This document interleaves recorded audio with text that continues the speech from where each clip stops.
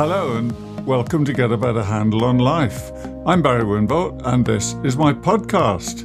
In this episode, I'm in conversation with Sarah Browning, whose mission is to inspire hope and positivity by highlighting the kindness that already exists in the world. Sounds great. Hello, Sarah. How lovely to be speaking to you. Please tell me more. Hello, yes, and thank you very much for having me. So yes, as you say, my mission in life is to inspire people and in some cases teach people, but to inspire people to believe that there is kindness in the world already, that is a very positive thing for us. That sounds great, but isn't it a bit hard to believe sometimes? I'm not saying that there is no bad things going on. Clearly there's some awful stuff that goes on around the world, but that's not the only story. And that's where I founded a program called Time for Kindness, which is very much about saying, look, there is kindness. There's all these examples that I share and celebrate. And, we need to rebalance that narrative we have about our world and ourselves within it, actually. And that's the sort of mission, as you described it, that I'm here to achieve. Well, I described it, but I got that from your LinkedIn profile. So, well, that's working then. That's good. Yes, it is. But when we hear words like mission and passion, which we do all the time, and there really doesn't seem, there's not a huge vocabulary around that for changing the language, is there? But they are generalizations. They are fairly abstract terms. So how does a kindness cheerleader of you, as you have described yourself, how does a kindness cheerleader start her day? Well, so yes, I think one of the things that I encourage people to do as part of the work that I'm doing is to consciously look out for examples of kindness in the world around you. I can't say that I leap out of bed and immediately start looking, but it is one of those things that I have found. I think I'm perhaps a little bit more naturally inclined to look for sort of positive things, look for positive examples, positive stories. But it is something you can learn to do. And the more you do it, if you see what I mean. Now, I'm not myself a driver, but I am told that if you decide you want to buy a red car, then suddenly you see red cars everywhere. And it's a similar sort of thing. Once you start looking for stories and examples of kindness, then there are lots out there. And one of the things I talk about quite a lot is, I think sometimes we can imagine, or we can get into thinking, kindness has to be big, it has to be grand, it has to be these kind of big gestures. And really, I believe that kindness can be very small things. It can be very small acts, but they are still kind. So something as simple as smiling at your neighbour if you happen to both leave the house at the same time in the mornings to go to work or school or whatever. You've no idea what impact that might have on them. But equally, you might notice your neighbour smiling at someone else, and that can give you a positive feeling, even though you're not directly involved in something. So I'm not sure if that answers your question about how I start my day necessarily, but I think there is something about, that keeping an eye out for kindness is part of my life. But that's a great start. First, let me say you're speaking my language, about looking for positive examples in the world more generally. Yeah. And in my case, I'm driven by obstinacy and a wish to prove people wrong, if I'm honest. Yeah. Because when I hear, the more bad stuff I hear at a personal level, talking to people, the more I want to say, life doesn't have to be like that, which has been my strap line for years. Life is what you look for in it and what you draw out of it. And we know this from people who've been in dire situations. And obviously, Viktor Frankl comes up a lot in these sorts of conversations. But there are daily examples, and that's a lot about what the people I speak to in this context and other contexts when I'm interviewing them. I'm always looking out for things that kind of buck the system, that break the cycle, that give us a nod. I don't go along with red cars. But interestingly, because I wouldn't ever want to drive a red car, my wife and I were in a car showroom a few years ago, and I'd very generously donated my car. I thought, we don't need two cars. Take these two cars and get one car for driving your mum around. And I said, one condition, please. I don't want white and I don't want red, Fair enough. And she bought, 5 minutes later, she's showing me a white car with a red roof. So it works both ways. I focused on it. a bit like And I don't. didn't want it, but I got it. How do I turn that into a teaching tale? Well, the thing is, if you focus on the bad stuff, you might just get it. I expressed what I didn't want, but somehow I wound up 10 minutes later. Literally, it was that quick. Yeah, yeah. And so we have to be very careful about what we think. And finally, sorry, I didn't mean to cut you off. That's all right. No, I was just going to say, and I think that does seem to be. I'm getting a very positive response to what I'm doing. There is an appetite for that, actually. People want to believe in something. People want to believe in something positive, and yet the typical narratives we get about the world, as you say, particularly through the mainstream media, but not exclusively. Social media also plays its part. We do hear a lot of the negative doom and gloom.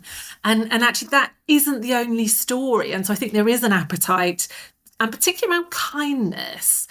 What I'm hearing, somewhere where people are a bit, I don't know, tentative, a bit unsure perhaps, around kindness, and particularly kind of speaking up about it, is that kindness has got this sort of connotation, or has had this connotation of weakness somehow, that it is somehow kind of weak and fluffy. And yet, actually, I disagree with that completely. I think kindness is incredibly powerful. And I think it's powerful because it connects us as human beings. And the more of us, you and I, Barry, and people like us that speak up and talk about these more positive things and these more positive ways of going about our daily life and in our world, the braver other people can be, because they can think, actually, I'm not alone in believing in this or in wanting to believe in this. There are others, and we can be part of that community. So we'll carry on, Barry, with our Yes, absolutely. And where it chimes with what I do in my work is that I say to people that the more you practice it, you said that something earlier on about, you don't leap out of bed. But it was the word cheerleader that got me going with that. I had visions, Seriously, the idea that if we practice a kind act or even think a kind and charitable thought, then we are starting new ways of thinking in our own mind. And the more we reinforce them, the more they become a reflex. That's my pitch on it. Anyway, that's my line. And if you are the kind of person who sees doom and gloom around you, and then you are fed a constant diet by the media, and actually social media will reinforce it very quickly, because if you're having a bad day and you look up evidence for other people having a bad day, say, or worse, you're feeling really down and suicidal, or you're feeling worried about an illness you have, of course, the algorithm will keep you fed with those stories. So it's self-fulfilling downward spiral, really, isn't it? And we have to break that cycle. And if we can start doing that in ourselves in little ways, then it will follow and it becomes more automatic. Yes. Well, you said earlier that something along the lines of you seem to be naturally inclined that way. Did I understand that correctly? Because I certainly am, and I don't know where it came from. In my case, I think it's sheer bloody mindedness, that I just want to prove people wrong or something. I don't know. How about you? Isn't it? Yeah, it's really interesting, isn't it? And I think it's a whole combination of things, isn't it? Around sort of nature, nurture. I think I am, naturally, made that way to some extent. I am very privileged. I have been very lucky in my life. I have a happy family background, a long, happy marriage, all those kinds of things. So, I have lots of that around me, which I think helps. And then it does become about, there is an element, it's interesting you say that it's sort of sheer bloody mindedness on your part, because I have found an element of that more recently, I think, because I can see, I'm starting to see, I've been running the Time for Kindness program for just over 3 years now. And it came about because I started to think about what was important to me in the world. And that's when I thought, well, actually, kindness is important to me. And I believe there is lots there, and that isn't the natural kind of story we get told. And so I think there was an element, or there is an element of me wanting to prove that wrong in a similar way to how you've talked about, because I just don't believe it's true. Yes, well, some people might say that's a bit Pollyanna-ish, though, Sarah. Only look on the bright side and ignore the bad stuff. How do you respond to that?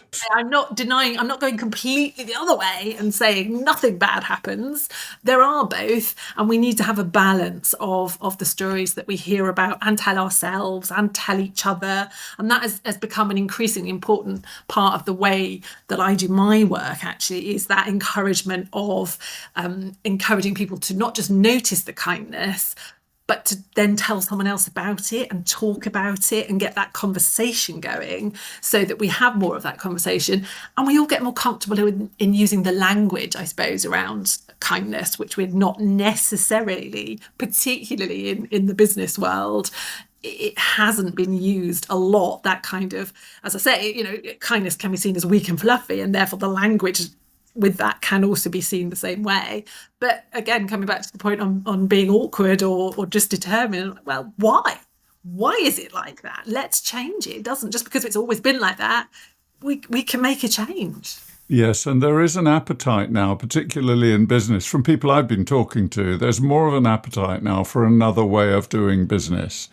Yes. And I've been preoccupied by this idea for, well, certainly since the late 80s, the 1990s, early 1990s, when I became more involved in kind of human dynamics and the human potential kind of ideas, and wondering about how business and corporate business in particular, and this isn't a diatribe against corporate business. I love being able to order things online. Amazon saved my life during the lockdown, not literally, of course, but, I love examples of things that work well in business, and every business you can criticize at some level. So let's get that out of the way. But the businesses are not the enemy. They are part of our social structure. They keep our communities together in some way, if only by keeping us nourished and fed, and in privileged societies like our own, at least. But having said that, it's not all about profit. It's about people. And so many companies say this in their mission statement. And then you don't see it acted out in any meaningful way. Yeah. Some you do, I have to say, some you do, but they tend to be locally and community-based. Global conglomerates don't seem to have much time for this stuff. You're listening to Get a Better Handle on Life with me, Barry Winbolt. So tell me about the Time for Kindness program then. How does that work? Yeah, so it is, as I say, it sort of started as it was sort of late 2020, actually, when I think we were all, we kind of thinking, good grief, what happened? What am I doing? Where am I going? And I'm a communications consultant by profession, by training. I've been doing that for a long time. And when I realised that kindness is really important to me, and I think there's lots there, I thought, okay, so what can I bring to the party? What do I do? Well, I'm a communicator. I tell stories. That's what I'm good at.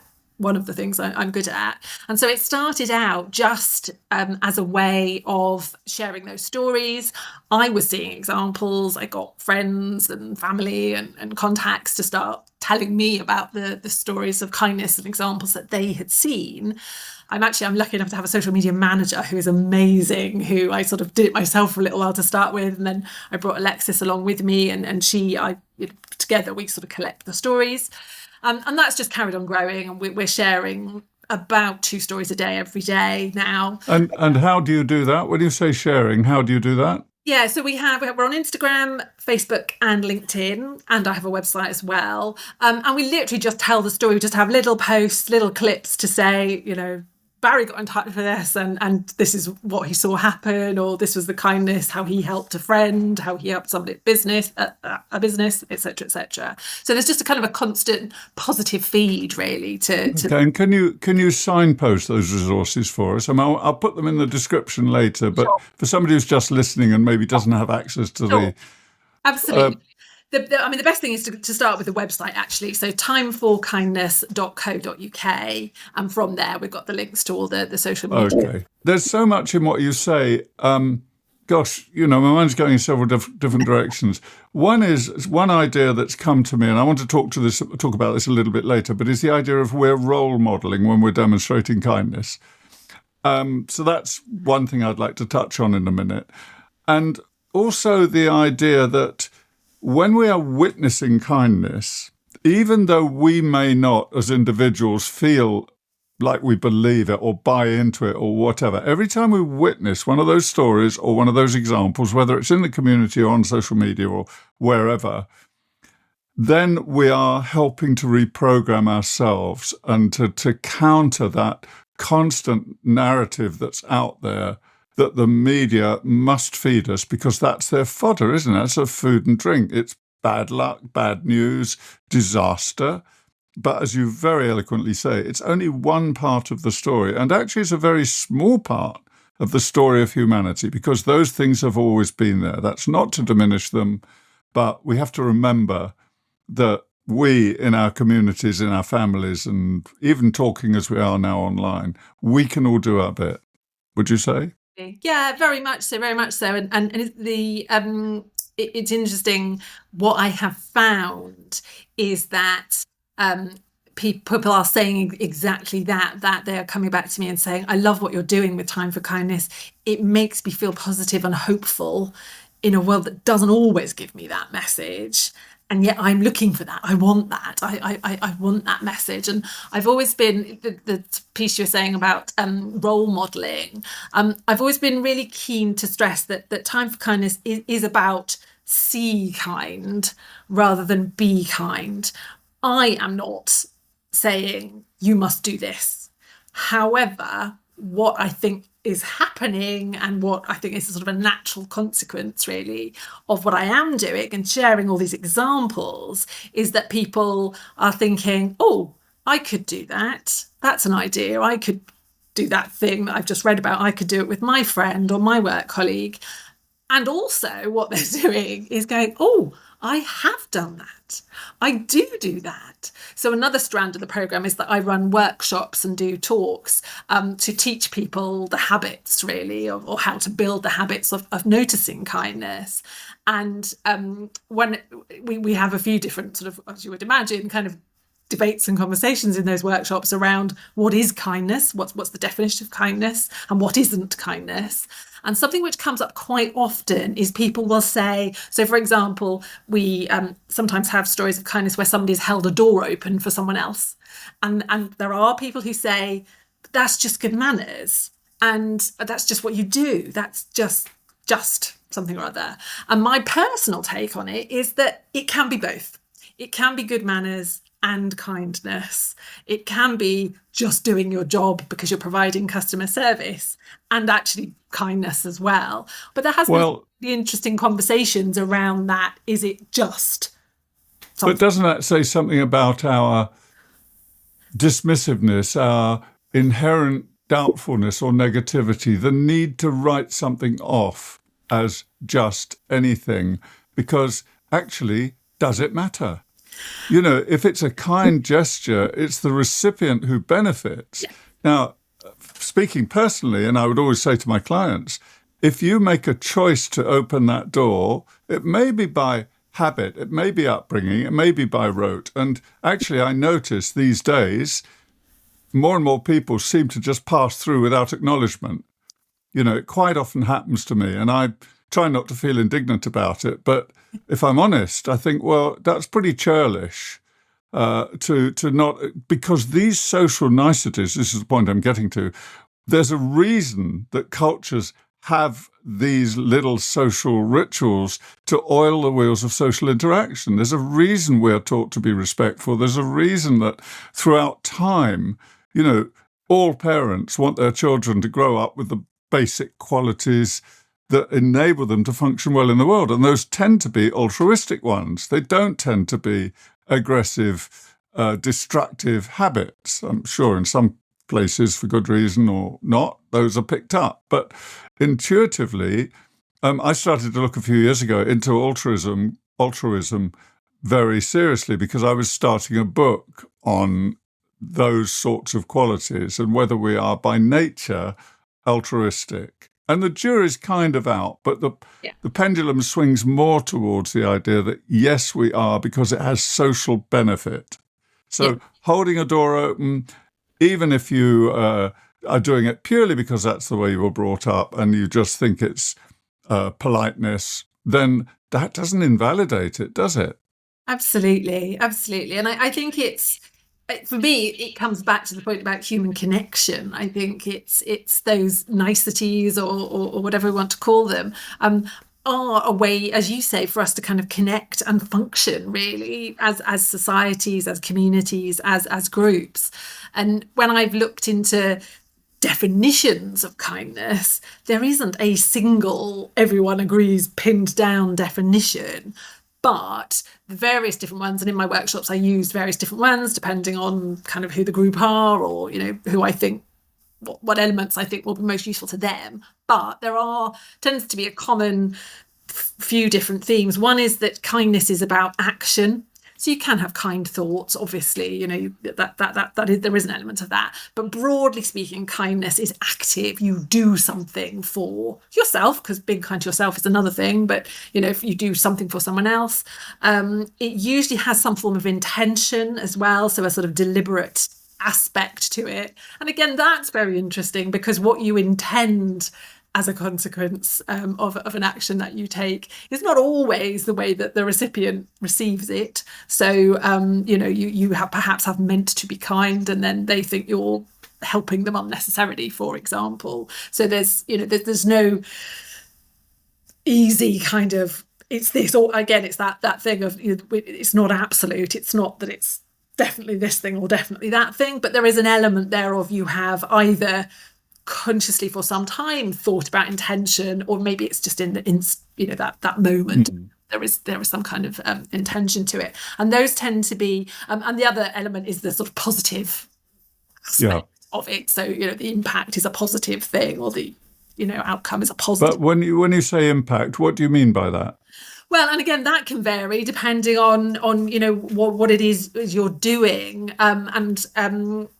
it's kind of, I guess it's linked to intention, isn't it? In terms of what is the outcome of the kind act. You're not always going to know, actually. So, the example I gave earlier of smiling at somebody in the street, you don't necessarily know what impact that might have had on them, but the chances are it may have had it's that sort of ripples of kindness effect that we don't necessarily know how far it goes. I think, I was a number of things. One, when I was talking to Terry Tucker, he's a cancer survivor, because he's still surviving 10 years after he should not be alive. He's an incredibly upbeat man. And I spoke to him a few weeks ago. He's on the podcast in an earlier episode. And I asked him, I said, do you have bad days? He said, God, do I ever? Because I spend 1 week a month as part of a research program in hospital being tested and having treatment, presumably. So he said, I wake up. Yes, of course I do. But what I do is I go and find somebody. In a hospital, it's not difficult. I find somebody who, just out of interest, I get talking to them. And exactly this, he said, I realize very often people are worse off than me. But within 5 minutes of this gesture towards somebody, you can call it kindness.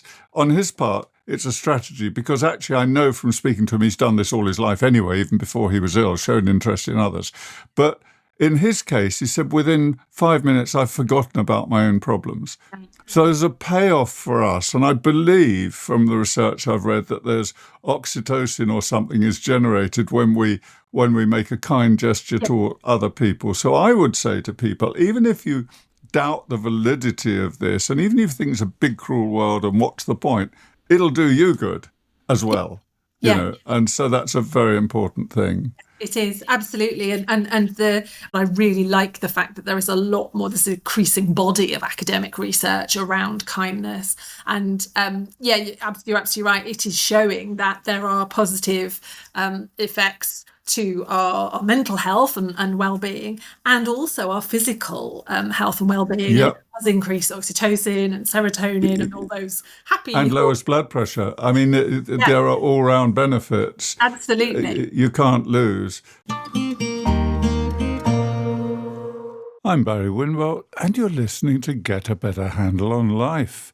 If you're finding this podcast interesting, please support me by sharing this with someone you know, or by following me on any of the usual platforms. Thank you. And the question of role modeling I wanted to mention, because it keeps bobbing up in my mind, and I'm just talking about partly about myself and witnessing other people do kind things as well, or just, you might say, courteous things or just nice things for others. But, we can form in groups, we can form. So you might be in a waiting room, say, for example, and you see somebody come in who obviously needs the chair more than you do. Who's going to be the first person to stand up? And if you do that, and it goes against what you actually want, if you're honest, you'd rather sit comfortably. You might be here for an hour or more, depending on what you're waiting for. Yeah. Do you really want to give up your chair? But if you are that kind of person who does those things, then you will. And of course, then you're role modeling that behavior for others, and maybe other people, especially if people are less confident, they might think about it, but they don't want to kind of stand out by making that, being the first to make that gesture. Do you think that's a factor? Yeah, I think so. I think you're right, and it's why I'm building a community of voluntary kindness ambassadors, and really that is about encouraging people to talk about kindness and to very much sort of tap into, as you said there, that people are feeling a bit, I'm not sure about this, and I don't want to stand out, I don't want to be different. But actually, the more vocal we are, the more that we talk about the kindness that we have seen, that we have experienced. What's really interesting is a lot of the stories that I get sent are people telling me about other people that have been kind. Either they have been kind to the person who's telling me about it, or they have witnessed it between two other people. But I do get stories where people tell me I have been kind, but not very many. And I think that's part of what you're saying as well, this kind of, I don't want to be the one that sort of stands out or is somehow showing off. I did a community festival last year. We had a stall, I had some volunteers with me, and we were talking to the community families about kindness examples, and we were saying, we're collecting stories of kind people. And I said to this little girl who, I don't know, she must have been about 8 or 9, I said, collecting stories of kind people, do you know any? And she said, yes, me. And went on to tell me about something she'd done for a friend. And it was really noticeable that day, because we were talking to adults and children. The children were much more comfortable to tell us about things they themselves had done that was kind. And I really like that, because I think, why shouldn't they? Why shouldn't we own our kindness? Why do we sort of shy away from it? And it's learned behaviour, I think, isn't it? Somewhere along the line, we perhaps learn not to show off or to brag or whatever. Yeah, exactly. But I mean, that is a really interesting point, because how would you? Can you give me an example? As I'm just thinking of my own case again. I'd be pretty modest about. I like to think I do slightly above average in terms of kindness and gestures and little things. Yeah. I make sure I park sensibly and that I don't take 2 spaces. And if I see the car's a bit out of line, I'll move it. And, I was brought up to think of the other person. I suppose that's what that's about. So a lot of it goes unnoticed. But even as I'm telling you that, there's a voice saying, smart ass, don't brag about it, because it goes against our culture. So how can you tell me a story of when you've been kind that doesn't leave you feeling as if you're not in trainer mode or coach mode? Yeah, absolutely. And I'm not immune to it either. I'm not exact. And it's funny, because even how I talk about this whole Time for Kindness program, I'm very keen to say it's not about, look at Sarah, isn't she kind? And it isn't, because it is about doing something else. But equally, as you say, that element of feeling a bit awkward about it. What have I done that's kind? And then your mind goes blank as well, doesn't it? Because you think, I must have done something. But I think it probably is. I was in a shop at the weekend, and somebody had left in front of me in the queue, had left their bag. They'd obviously put one bag down while they paid for something else, and then walked away. And I called them back and said, is this your bag? In fact, it turned out it wasn't the person in front of me. It was somebody who had left the shop already, and I hadn't. So I tried to be kind, and it was kind. We talked earlier about the impact and outcome. Well, the impact of that was actually that the bag went over behind the counter, and I can but hope that the person came Well, back. and there are other knock-on effects. It gave the other person the opportunity to come clean and say, no, that's not mine. And Yes. so all round, it's quite a positive story. Yeah. That you made a nice gesture, and you got the brownie points. It serves you right for being a smart ass, and you got the embarrassment of finding it wasn't that person. Well, Some might say, it's what we're doing in the future. So, and I think but sometimes But that's a good lesson for us too, isn't it? Because, if we step up and we're a bit uncomfortable and then it goes a bit wrong. I mean, I had a similar example. As a man, I was taught to stand up for ladies or for women, depending on the terminology and the era. And there was a period in probably the early 90s when it wasn't the done thing. And I got ticked off by a woman in the tube yeah. for standing up for her, for would you like my seat? She said, I'm perfectly all right standing, thank you. And she was quite indignant. And I said, well, I've stood up now, so please sit down. And she did, because I was embarrassed, if I'm honest. But I would have thought common courtesy, because of the society we live in. I know this is all outmoded now and I'm old-fashioned and all that. I go with that. And this isn't about sexism. It's about a courtesy that was instilled into me when I was 3, 4, 5 years old. And you can say that's just the patriarchy in action and get all technical about it. But all I knew was I saw some woman with some heavy shopping bags standing up, and I stood up and gave her my seat. And she rebuffed me publicly. And It's a challenge, isn't it? And I think that's where some of you mentioned earlier, people are a bit reticent or a bit unsure about, doing something kind of. And actually, sometimes that is where it comes from, is either their own previous bad experience. Who was it who said there's a story about this, isn't there? It used to circulate a few years ago. Somebody famous, I think. Obviously, it always is, isn't it? A man held a door open for a woman, and she said, don't hold the door open for me just because I'm a woman. He said, I'm not. I'm holding it open because I'm a gentleman. And, that again is old-fashioned language. But these are the social formalities that oil our communities and our social interactions. And so is kindness. So we should practice it at every opportunity. And if I would add from my own upbringing that if you don't want to do it, that's even more of a reason you get more brownie points internally. Because it isn't always easy, is it? It's not just about doing the nice stuff. No, absolutely. And that's certainly particularly in a business context, when I run some of my workshops, within businesses, that is a really important point, because this idea that to be a kind leader, sometimes it is about having difficult conversations. Sometimes it is about holding somebody accountable, because actually if they're in a role that they're not able to do, or they're set up to fail, well, that's not kind to them. It is also not kind to the other people around them, who are probably picking up the slack if they're not performing their job. So that sort of confusion of kind of kindness with niceness, it isn't always easy to be kind. Well, and it's easy to sort of choose to do the kind thing in the face of hostility, potentially, sometimes. Yeah, and the kind thing, if I've understood, you're saying the kind thing isn't always the visibly nicest thing. Yeah. It might be sparing somebody that extra stress, that extra pressure of being out of their depth, or being unpopular with colleagues because they are seen as being treated favourably or something like that. Yeah. And I would certainly say that in my experience as a consultant in businesses for years, because, I wrote a book called Difficult People, and that says it all. And so that was what the sort of organisation I was going into, where they had interpersonal difficulties.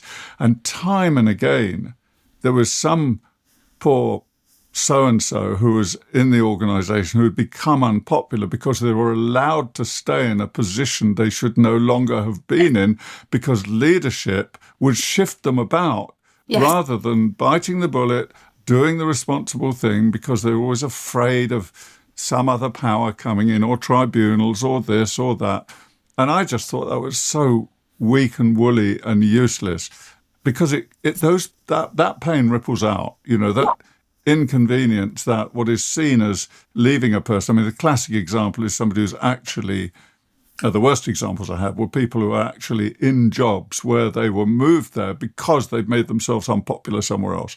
And bullying was a case in point. And so they'd end up with another poor group of people who then suffered them for a year or 2 years or whatever. And they got moved again when complaints are made because the management would never actually get a grip and sort out the problem. And nobody was happy, Yeah. you know.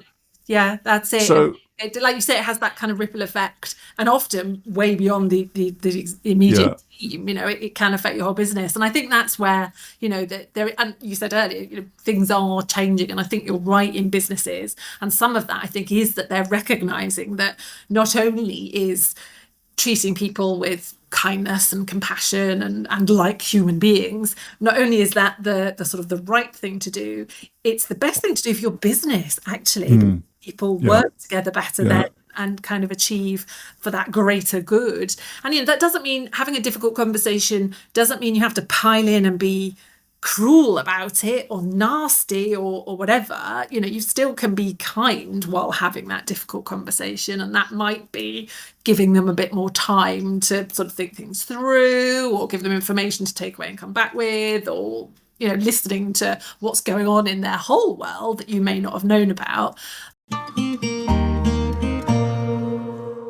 You're listening to Get a Better Handle on Life podcast. I'm speaking to Sarah Browning about kindness. So kindness can be, in business we're talking about, and manifesting kindness can actually be slightly contentious sometimes. Yeah. Absolutely. But it's to the good. It's to the good of the organisation. It's the good of the individuals in the organisation. And I do know from experience again that watching a compassionate and a kind manager, if you want to call them that, actually does affect the culture of the team or the organisation, because it gives others permission to act generously. Whereas the old bark and jump mode of management, and the hierarchical power at the top downwards and all of that, that gets repeated as well. So trying to break the cycle is quite a task. So I congratulate you on that. So is that what your kindness ambassadors do they have a particular mission in life, or is it? Well, so I asked them to make a pledge. But only as a sort of commitment for themselves, really. I don't check up on them. But if to sign up to be a kindness ambassador, I ask people to notice at least one act of kindness at least once a week, and for every one they see, to tell at least one other person about it, because I want that conversation to spread. And it's up to them kind of what context that example comes up in. If you like, it might be in a work context, or it might be in their home life, might be on the train on the way to work. It does pop up everywhere. So, it's up to them where they choose to see that. Some of them then tell me the stories, and I put them on our social media feeds. But most of them don't. They just sort of crack on with it. Well, and of course, the thing about that is, one is, if you're on the commute, say, and you're witnessing kindness around you, it can become a bit of a pastime. Yes. But most importantly, I think, from a psychological point of view, you're exercising your mind in a new way, and you're feeding it information about the goodness of humanity, whatever else is going on elsewhere. Yes. And many people would poo-poo that, I know, but actually that's what happens, and you will feel better at the end of your commute if you've spotted a few of those. Exactly. And I like the idea of kindness ambassador, because it's kind of a job, isn't it? It's kind of something. Oh, I'm going to keep my eyes open. I'm going to. Have you? And I'm only thinking about what I've done in things I've done, not at all comparable to what you do, but acknowledging these things by writing them down, journaling or something. Yeah, it's interesting, because that is something that a few people have suggested over the years. There's a big annual online festival of kindness called KindFest, and I spoke at it last year, and that was an idea that somebody suggested in response to what I was talking about there, and said, I'm going to start keeping a kindness journal. So I think, people have gratitude journals, for example. Yeah, exactly. Or success journals. Yeah. It's all part of re-educating the mind, in my view. And of course, there's very good research on journaling as well. Yeah, and it's a good, if you are creating something like that as well, it's a good sort of reminder for you on darker days, because we do all have darker days. Yeah, We do yeah, all have, even me. I do have days when I feel down. I struggle to see things, kindness or whatever around me. But what I say, one of the tips I give to people on that score is to have something created somewhere for yourself as a reminder on those dark days, so that when you don't sort of have the emotional energy or whatever it is to look for something new, you can look back at your journal, or it's a bit of a plug for the Time for Kindness feeds as well. That might be your kind of place to go and have a look, just to remind yourself that even on those days when you can't see it, it is there, it is out yeah, there, and it yeah, will be there when you yeah. well enough, or upbeat enough to go and have a look again. So a kindness journal would be a great way of doing that sort of physical artifact for yourself to have. And of course, the act of writing is a reinforcement of what you've witnessed. Yes. Some would argue. Yeah. So tell us about that's called KindFest, is it, online? Yes. KindFest. Yeah, it's an online. It was founded by a lady called Susie Hills, and it takes place around International Kindness Day, which is the 13th of November every year. So it'll be the Friday, whatever Friday is nearest. And yeah, it's an online festival. It goes for the afternoon, and it's one of my favourite days of the year, because Susie and her team do a brilliant job of getting all sorts of different speakers in so many different areas of kindness, from academic research, politics, society, young people, older groups. There's such a range, and it's a real it is a celebration of, again, similarly to what I'm trying to do, really, that celebration of all this stuff that's going on, all these things you can learn about, get involved in some of them, just kind of, it's one of those, it fills my cup, as they say. Okay, good. Well, you've filled our cup with all of this positivity and practical steps we can take, even with us in ourselves. Just start with the idea that there is kindness out there and look for it, and get brave enough to make a few gestures of kindness for yourself. Yes. And I'd also say that if one is doing that, you're also using your mind in a more constructive way, so that we know from research you win all round if you can adopt a kinder outlook. Yeah, so, absolutely. Anything else you'd like to add before we wrap up, Sarah? The other point that sort of comes on from what you were just saying there, really, is start with yourself. Be kind to yourself. We've talked about kindness to others, kindness between others. Actually, kindness to yourself is a really important thing as well. And again, I use it, I talk about it as one of the tips in my workshops, because I think it's easier to see things in other people if you are experiencing it yourself. And for some people, being kind to yourself might be a bubble bath or something like that. But for some people, being kind to yourself is find a way to stop that negative voice in your head, or, spend time with people you love, or not with people who you feel obliged to be with. There's a whole range of things that can be kind to self, but that's a great place to start. It's also, I suppose, less public. So, if you are a bit unsure about whether to kind of stand up, yes. maybe, showing yourself some kindness is a way to get started.